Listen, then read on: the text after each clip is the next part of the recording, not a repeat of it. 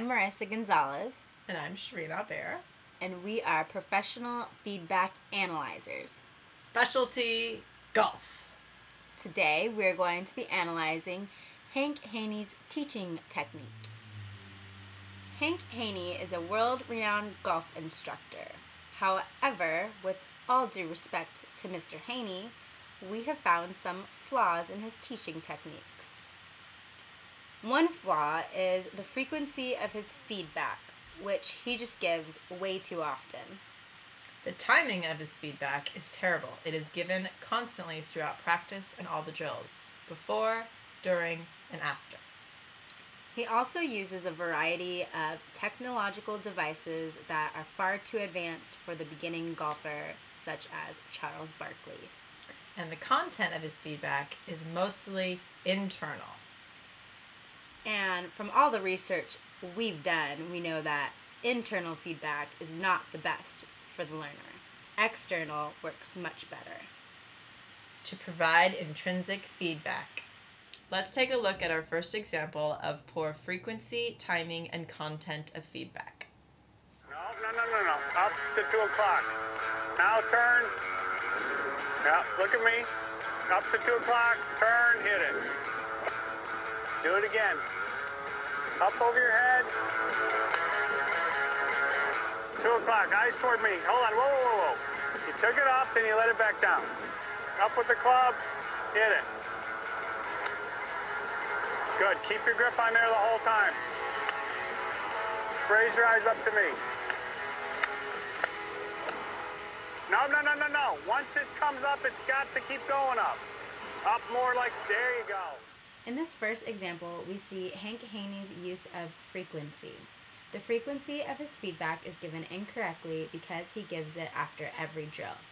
In order to correct this, Hank should be giving his feedback before the drill and at the beginning of practice. And he should taper off with the feedback towards the end of practice.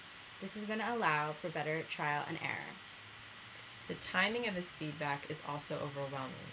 Charles is receiving 11 items or cues during 3 swings.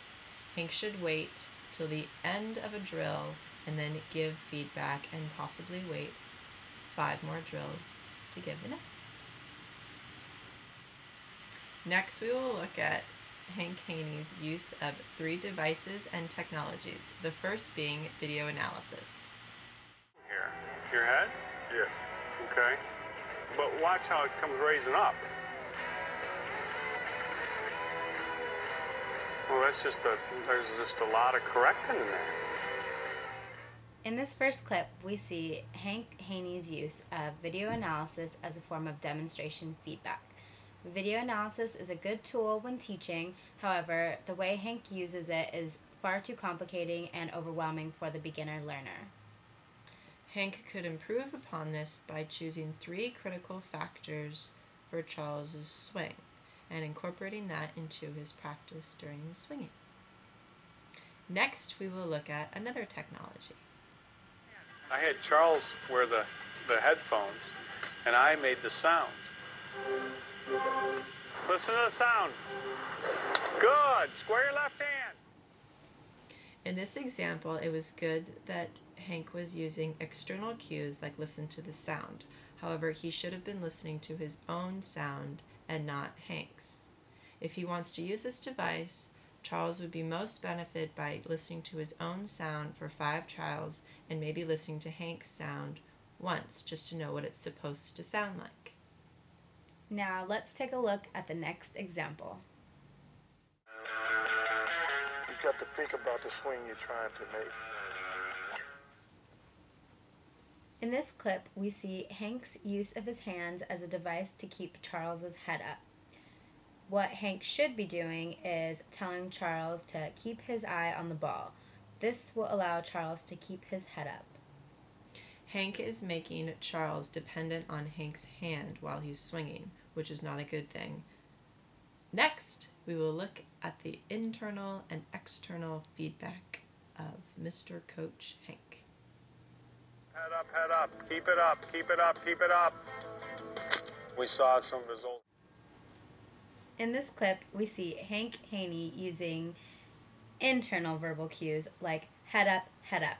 He should be using external cues.